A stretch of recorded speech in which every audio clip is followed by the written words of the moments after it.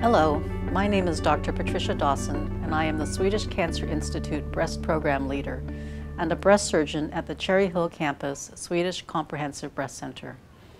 I have been asked to speak with you today about survivorship and life after cancer treatment.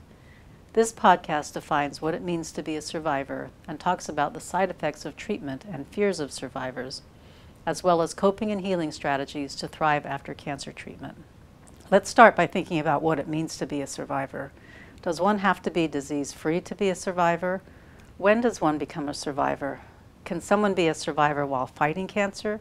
Who defines a survivor? Survivor is a name that each cancer patient gives her or himself. It may take time to reach that self-definition. Some may feel like a survivor at diagnosis. Others may at 5 years out, 10 years out, or not at all. Some individuals may feel like a survivor after certain events, such as surgery, the end of active treatment, or after a triathlon. The Lance Armstrong Foundation defines a survivor as anyone living with a history of cancer, which includes newly diagnosed survivors as well as long-term survivors. The National Cancer Institute describes survivorship as encompassing the physical, emotional, and economic issues of cancer from diagnosis until the end of life. Not very long ago, cancer survivors felt invisible. They felt invisible to their families, friends, and communities because cancer was something that wasn't talked about. They felt invisible to the medical community because the focus was on diagnosis and treatment.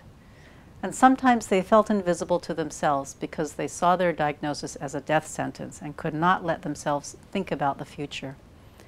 Now there are more survivors, and some of the fear about cancer has eased up.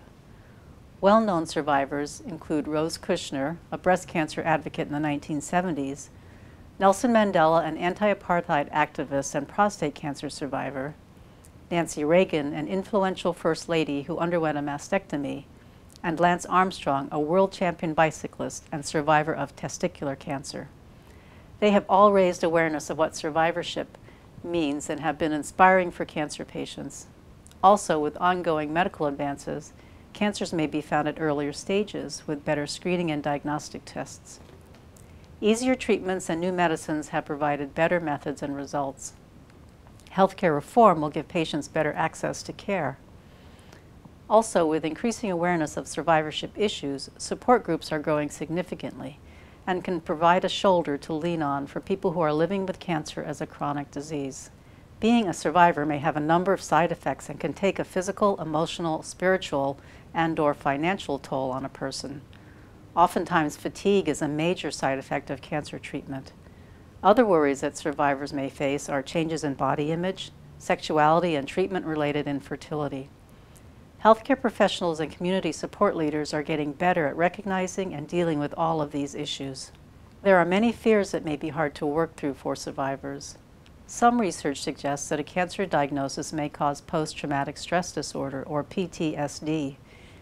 PTSD, defined by the National Institute of Mental Health, is an anxiety disorder that can develop after exposure to a terrifying event or ordeal in which grave physical harm occurred or was threatened. Techniques to help with PTSD include critical incident debriefing, counseling and therapy, a technique called rapid eye movement desensitization, and guided imagery, a practice of using directed thoughts and suggestions that guide imagination toward a relaxed and focused state. Another fear is of cancer coming back. The risk of this is different with each type and stage of cancer. Follow-ups with your oncologist or other medical care provider check for new signs and symptoms and are very important. Early screening can identify a hard-to-find but potentially curable recurring disease or new disease, and in the long run lessen physical, emotional, and financial costs. Worries about death may also cause a sense of fear in patients. The idea of death can be frightening, but it is important to have a good understanding of any possible outcomes in order to think and talk about and plan for end-of-life wishes and goals. Survivors should also be aware of choices about legal matters, hospice, and other sources of support. As we develop a better understanding of survivorship, many questions remain to be asked. How do we evaluate survivors' well-being? How do we compare it with the well-being of others with chronic conditions? What is the effect on health of being a long-term cancer survivor? Is our healthcare system ready to handle the growing number of people touched by cancer and the treatment and follow-up needed for quality of life? These and other questions will be topics of discussion among survivors, the providers that work with them, and healthcare systems. In surgical training, I was taught that health means having no illness and that people are cured by cutting out the diseased part. This way of seeing things blinds us to the needs of those who have survived a cancer diagnosis and those who are learning to live with their cancer as a chronic disease. Also, looking at health that way doesn't help us learn about the strengths that we have to develop wellness and to heal.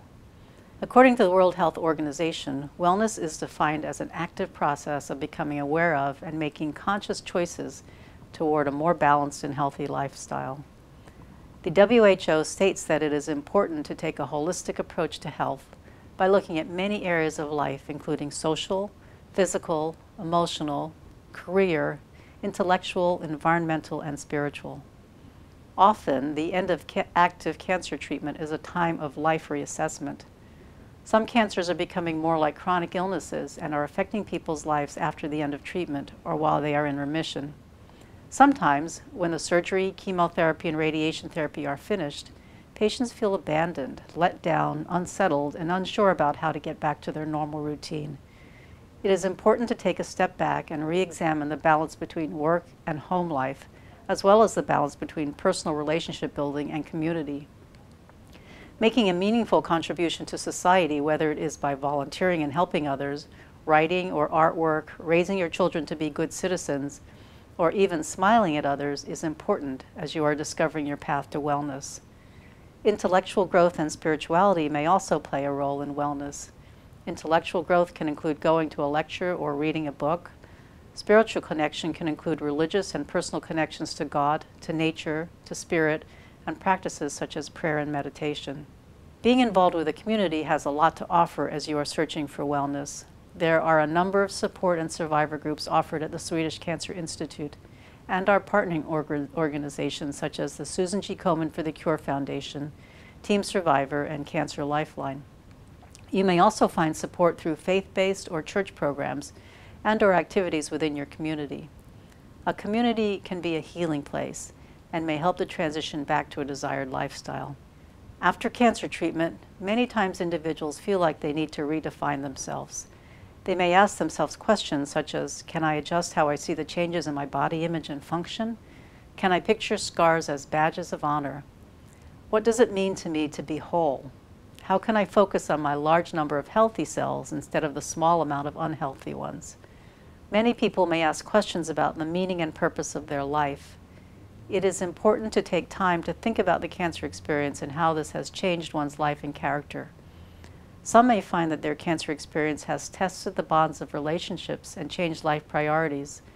Some survivors may see the cancer diagnosis as a wake-up call and a chance to take time to figure out what really matters. There are a number of tools available for healing after cancer.